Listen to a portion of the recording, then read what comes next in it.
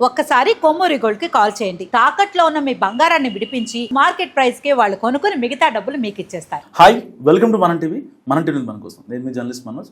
నారా లోకేష్కి టీడీపీ చరిత్రలో లేనటువంటి వర్కింగ్ ప్రెసిడెంట్ పదవిని నారా లోకేష్కి అప్పగించింది టీడీపీ అధిష్టానం. మరి ఇలాంటి నేపథ్యంలో అసలు నేషనల్ వర్కింగ్ ప్రెసిడెంట్కి నారా లోకేష్ కరెక్టా కాదా, ఆయన ఎంతవరకు న్యాయం చేయగలరా పదవికి? సో మాట్లాడదాం. మనతో పాటు కార్తీక్ గారు ఉన్నారు, ఆయనతో మాట్లాడదాం. నమస్కారం కార్తీక్ గారు. నారా లోకేష్ గారికి నేషనల్ వర్కింగ్ ప్రెసిడెంట్ అనే కొత్త పదవిని ఇచ్చారు. ఇప్పటిదాకా అసలు ఆ పోస్టే లేదు. మరి ఆయన ఎంతవరకు దానికి న్యాయం చేయగలరంటారు? ఇవాళ టీడీపీ కొత్త కమిటీని ప్రకటించింది. 29 మందితోటి పొలిట్ బ్యూరో, 31 మందితోటి జాతీయ కమిటీ, తర్వాత 10 మంది జాతీయ అధికార ప్రతినిధులు, 185 మంది స్టేట్ కమిటీ సభ్యులు. స్టేట్ అధ్యక్షులుగా పల్లా శ్రీనివాసు, జాతీయ అధ్యక్షుడిగా మహానాడులో ఎన్నుకోబడ్డటువంటి చంద్రబాబు నాయుడు, అలాగే వర్కింగ్ ప్రెసిడెంట్ అనేటువంటి పోస్టును క్రియేట్ చేసి నారా లోకేష్ గారికి ఇచ్చారు. నిజానికి వర్కింగ్ ప్రెసిడెంట్ అనేటువంటి పోస్ట్ గతంలో టీడీపీలో ఎప్పుడూ లేదు. మొన్నటిదాకా జాతీయ ప్రధాన కార్యదర్శిగా నారా లోకేష్ గారు ఉన్నారు. ఇప్పుడు ఆ పోస్టును 3 కేటాయించారు. ఇప్పుడు నారా లోకేష్ గారికి ప్రమోషన్ ఇచ్చి వర్కింగ్ ప్రెసిడెంట్ పెట్టారు. అయితే ఎంత వర్కింగ్ ప్రెసిడెంట్ అయినా గత 4 సంవత్సరాలుగా పార్టీని లీడ్ చేస్తుంది, పార్టీ మొత్తాన్ని కొంత ముందుకు తీసుకెళ్తుంది నారా లోకేష్ గారే. ఇది టీడీపీ నెక్స్ట్ లీడర్షిప్ని ప్రమోట్ చేసుకుంటుంది. దాంట్లో భాగంగానే నారా లోకేష్ గారికి అంచెలంచెలుగా ప్రమోషన్ ఇస్తుంది. ఇప్పుడు ఎన్టీఆర్ నుంచి చంద్రబాబు నాయుడు గారు, చంద్రబాబు నాయుడు గారి నుంచి వాట్ నెక్స్ట్ లోకేష్ గారు. ఆ పార్టీ ఒక 4 దశాబ్దాలుగా తెలుగు నేల మీద, కేవలం తెలుగు నేల మీద కాదు, భారత రాజకీయాల్లో చక్రం తిప్పిన పార్టీ. దేశంలో ఈ ప్రభుత్వం అధికారంలో ఉండాలో డిసైడ్ చేసిన పార్టీ. ఓ రకంగా చెప్పారంటే చంద్రబాబు నాయుడు గారు జాతీయ రాజకీయాల్లో కీలకమైన చక్రం తిప్పారు. ఎన్డీఏ కన్వీనర్ అనేటువంటి పోస్టులో ఒక వాజ్పేయి గారి ప్రభుత్వం ఉంది అంటే అది చంద్రబాబు నాయుడు గారి వల్ల. ఇవాళ మన మోడీ గారిని వరుసగా గెలవడం చూస్తున్నాం. కానీ ఆ రోజుల్లోనే ప్రాంతీయ పార్టీని అందరినీ సమీకరించి బీజేపీతో పొత్తు పెట్టించి ఒక ఎన్డీఏ కూటమిని క్రియేట్ చేసి ఆ కూటమికి కన్వీనర్గా చంద్రబాబు నాయుడు గారు వ్యవహరించినటువంటి తీరు అమోఘం, అద్భుతం. అది ఎన్డీఏ కూటమికి ఒక పేరును తీసుకొచ్చి పెట్టింది. అది క్రమంగా బీజేపీకి చాలా ఉపయోగపడింది. అది బీజేపీ ఒక పెద్ద పార్టీగా దేశంలో అవతరించింది. మీరు అన్నట్టు చంద్రబాబు నాయుడు గారి తర్వాత లోకేష్ గారు అన్నట్టు మీరు మాట్లాడుతున్నారు. ఇది నందమూరి ఫ్యామిలీకి ఆమోదం ఉందనుకోవచ్చా? ఎందుకంటే రీసెంట్గా ఎన్టీఆర్ గారు కర్ణాటక వెళ్ళి కిమ్స్ హాస్పిటల్ ఆయన ప్రారంభోత్సవానికి వెళ్ళినప్పుడు అక్కడ ఉన్నోళ్ళు మొత్తం వారసత్వం ఎవరి పరంగా ఆఫ్టర్ 25 ఇయర్స్ తర్వాత ఎన్టీఆర్ ఏంటి అంటే ఆఫ్టర్ 25 ఇయర్స్ అంటే వాళ్ళందరూ అక్కడ కూర్చున్న అభిమానులంతా సీఎం అంటూ నినాదాలు చేస్తున్నారు. సో ఈయన ఒక పవర్ఫుల్ పోస్ట్లో కూర్చోబెడితే ఏంటి పరిస్థితి రేపు? అంటే రాజకీయాల్లో ఏ పదవైనా సరే కష్టపడి సంపాదించుకోవాలి తప్ప ఇంకెవరో అడిగితేనో ఇంకెవరో కోరుకుంటేనో రాదు. అంటే జగన్మోహన్ రెడ్డి గారి లాగా లాక్కోవడం కుదరదంటారా? జగన్మోహన్ రెడ్డి గారు కూడా ఆయన వాళ్ళ తండ్రి పేరు పెట్టుకుని కొత్త రాజకీయ పార్టీ పెట్టుకుని ఆ రాజకీయ పార్టీ ద్వారా ప్రజలకు దగ్గరై సీఎం అయ్యాడు. సరే, సీఎం అయిన తర్వాత అతను తన పేరు నిలబెట్టుకోలేకపోయాడు, అది వేరే విషయం. లోకేష్ గారు 2009 ముందు నుంచి పార్టీకి బ్యాక్ అండ్ వర్క్ చేస్తూ అంచెలంచెలుగా పార్టీలో ప్రమోట్ అయ్యి ఎదిగిన నాయకుడు. డైరెక్ట్గా వర్కింగ్ ప్రెసిడెంట్ కాలే, డైరెక్ట్గా ఆయనకి ఏమి ఇవ్వలే. 2014 నుంచి తెర ముందు రాజకీయాల్లో లోకేష్ గారు ఉన్నారు.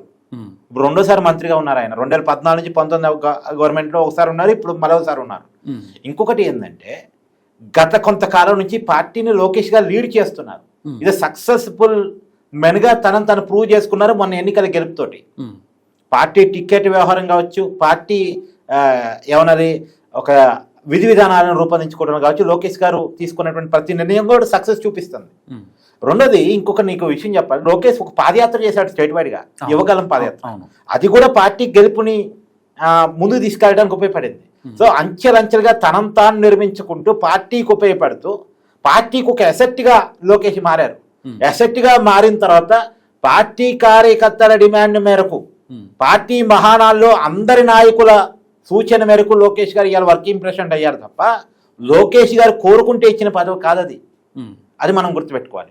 పైగా అసలు టీడీపీ పార్టీ అనేది ఎలాంటిదంటే పుట్టినప్పటి నుంచి రికార్డులు ఉండేదానికి. పార్టీ పెట్టిన 9 నెలల్లో ఆ పార్టీని అధికారంలో తీసుకొచ్చారు. ఒక మహిళ గర్భం దాల్చిన తర్వాత 9 నెలలు ఒక బిడ్డ బయటకు వస్తాడని మనం చూస్తాం.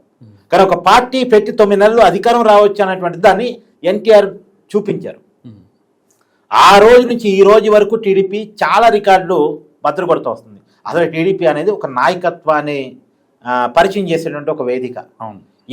చాలా చిన్న చిన్న వాళ్ళు. ఇప్పుడు ఎగ్జాంపుల్ అబ్బా, తెలంగాణ మాజీ ముఖ్యమంత్రి కేసీఆర్ ఎవరు? TDP school. ప్రజెంట్ ముఖ్యమంత్రి ఎవరు? రేవంత్ రెడ్డి. టీడీపీ స్కూల్ నుంచి వచ్చినవాడు. తర్వాత ఇంకొక మాట చెప్తాను నేను కావాలంటే, బీఆర్ఎస్ పార్టీలో కాంగ్రెస్ పార్టీలో నాయకుల పేరు చెప్తా.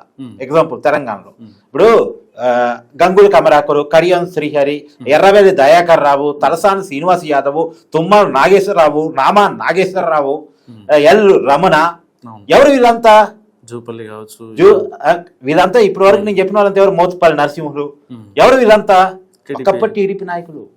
ఇలా తెలంగాణలో కూడా నాయకులుగా ఉంది వాళ్ళు. అంటే ఏ పార్టీలోనే ఉన్నాయి ఆ పార్టీ వాళ్ళ వెనకాల బేస్ ఎక్కడ ఉందని టీడీపీలో ఉందని చెప్పుకునేటువంటి పరిస్థితిలోకి ఉంది కదా. అంతేందుకు ఆంధ్రాలో కూడా చాలా చిన్న చిన్న నాయకులు చాలా పెద్ద నాయకులుగా ఎదిగారు. ఇప్పుడు ఎగ్జాంపుల్ అచ్చెన్నాయుడు గారు, అంటే వాళ్ళ కుటుంబం ఎర్రనాయుడు గారిది ఎంత సామాన్య కుటుంబం. తర్వాత మాజీ మావోయిస్ట్ పరిటాల రవి. అసలు ఎవరు ఎన్టీఆర్ ఎవరిని చేశాడు ఎమ్మెల్యేలుగా ఎంపీలుగా అంటే, పొలం దూనుకునే రైతుని నువ్వే ఎమ్మెల్యే పో అన్నాడు, ఎమ్మెల్యే అయిపోయాడు. ఒక మూటలు మోసే కార్మికుని నువ్వు ఎమ్మెల్యేవి పో అన్నాడు, ఎమ్మెల్యే అయిపోయాడు. ఒక చదువుకునే విద్యార్థి నాయకుడిని నువ్వు ఎమ్మెల్యేవి అన్నాడు, ఎమ్మెల్యే అయిపోయాడు. ఒక సామాన్యుడికి టికెట్ ఇచ్చి రాజకీయం అంటే ఎవరు డబ్బులో ఉన్నది పెద్దవాళ్ళది అనుకునే పరిస్థితుల్లో సామాన్యుడిది రాజకీయం అని చూపించిన పార్టీ టీడీపీ. ఇలా ఆ పార్టీలో అయ్యన్న పాత్రను తీసుకొని నువ్వు, యనమల రామకృష్ణను చూసుకో నువ్వు, కళా వెంకట్రావును తీసుకొని నువ్వు, తర్వాత ఇవాళ స్టేట్ ప్రెసిడెంట్గా ఉన్న పల్లా శ్రీనివాసుని తీసుకో నువ్వు, ఎవరన్నా తీసుకో. పాత టీడీపీ లీడర్ బ్యాక్గ్రౌండ్ నువ్వు చెక్ చేయి. వాళ్ళంతా చాలా చిన్న చిన్న వాళ్ళు, సామాన్య కుటుంబాల్లో మధ్య తరగతి, ఇంకా కింద మధ్య తరగతి వాళ్ళు. ఇవాళ వాళ్ళంతా నాయకులయ్యారు. ప్రతిభా భారతి, బాలయోగి, వీళ్ళంతా ఎవరు? చాలా చిన్న స్థాయి నుంచి ఎదిగి అంచెలంచెలుగా ఒక స్థాయిలో. ఇప్పుడు ఎగ్జాంపుల్ ఒక దళితుని లోక్సభ స్పీకర్గా చేసినటువంటి ఘనత టీడీపీకి ఉంది. లోక్సభ స్పీకర్, మన అసెంబ్లీ స్పీకర్ కాదు, లోక్సభ స్పీకర్. దేశానికే మొట్టమొదటిగా ఒక దళితుని లోక్సభ స్పీకర్గా చేసిన చరిత్ర టీడీపీకి ఉంది. ఒక టైంలో గవర్నమెంట్లో ఉన్న పార్టీ కాకుండా అపోజిషన్ పార్టీలో ఎక్కువ ఎంపీలు ఉన్నటువంటి పార్టీ ఏదైనా ఉంది అంటే అది టీడీపీ. ఒక టైంలో, అంటే తెలుగు రాష్ట్ర ఉమ్మడిగా ఉన్న టైంలో అంత హవాన్ని దేశంలో కొనసాగించింది. సామాజిక వర్గాలు చైతన్యాన్ని కల్పించింది, సామాన్యుని నాయకులుగా తయారు చేసింది. ఇవాళ కూడా చూడు, ఇవాళ ప్రకటించిందంటే కూడా ఒక మండల అధ్యక్షురాలు, గజపతి నగరం మండలానికి సంబంధించిన అధ్యక్షురాలు, ఆమె పేరు శ్రీదేవి అనుకుంటా. శ్రీదేవి ఆమె పొలిట్ బ్యూరో సభ్యురాలు అయింది.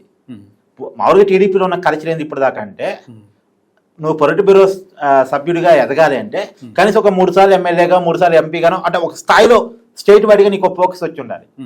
నువ్వు అనేక సర్వీస్ పార్టీకి చేసి ఉండాలి. కానీ ఒక మండల అధ్యక్షురాలు డైరెక్ట్ పొలిట్ బ్యూరోకి వచ్చింది. ఇవాళ ఒక cluster incharge, Mangalagiri cluster incharge Dhananjay, ఆయన్ని పొలిట్ బ్యూరోకి తీసుకున్నారు. అంటే ఇంత చిన్న కార్యకర్తలు అసలు ఊహించరు. నేనేంటి వాళ్ళు ఇప్పుడు వాళ్ళు ఏంటంటే, ఇప్పుడు చంద్రబాబు నాయుడు గారి పక్కన పార్టీ పొలిట్ బ్యూరో లీడర్స్ పక్కన కూర్చొని వాళ్ళు కూడా పార్టీ విధి విధానాన్ని డిసైడ్ చేస్తారు. రేపు అభ్యర్థులు ఎంపీ జరిగింది 2029లో ఎవరికి టికెట్ ఇవ్వాలని జరిగింది. ఎవరికి టికెట్ ఇవ్వాలని ఎక్కడ డిసైడ్ చేస్తారు? పొలిట్ బ్యూరోలో డిసైడ్ చేస్తారు. ఆ పొలిట్ బ్యూరోలో ఈ మండల అధ్యక్షురాలు అనేటువంటి శ్రీదేవి గారు ఉన్నారు. తర్వాత కస్తరించారు ధనంజయ ఉన్నారు. ఎంత గౌరవం కార్యకర్తకి. ఒక కార్యకర్తను తీసుకెళ్లి పార్టీ హైకమాండ్లో పెట్టి పార్టీ నిర్ణయాల్లో కార్యకర్తను భాగస్వామ్యం చేసేటువంటి పార్టీ ఈ దేశంలో ఇంకేదైనా ప్రాంతీయ పార్టీ ఉందా? లేదు. అదే టీడీపీకి సాధ్యం. మొన్న కేటీఆర్ గారు, ఇప్పుడు కేటీఆర్ గారు టీడీపీ కాదు, ఆయన టీఆర్ఎస్ వాళ్ళ పార్టీకి సంబంధించిన వర్కింగ్ ప్రెసిడెంట్ కదా, వాళ్ళ పార్టీ నిర్మాణాన్ని మేము టీడీపీ లాగా చేసుకుంటామని చెప్పాడు. అంటే అవతల పార్టీ నాయకుడు కూడా మేము టీడీపీ లాగా మారతామని చెప్పుకోవడం అంటే అది టీడీపీ కొను గొప్పతనం. మరి జాతీయ పార్టీలో అలాంటి నిర్మాణం బీజేపీలో ఉంది, కమ్యూనిస్టుల్లో ఉంది. సామాన్యులు కూడా అసామాన్యులుగా కలిగేటువంటి పరిస్థితి. ఇప్పుడు చాయ్ వాలా దేశ ప్రధాని అయిపోయాడు, మోడీ గారిని చూస్తున్నాం మనం. అలాంటి పరిస్థితి మళ్ళీ టీడీపీలోనే ఉంది. ఒక సామాన్యుడు అసామాన్య నాయకుడు కావటం అది టీడీపీకి మాత్రమే సాధ్యం. రైట్, థ్యాంక్ యూ కార్తిక్ గారు.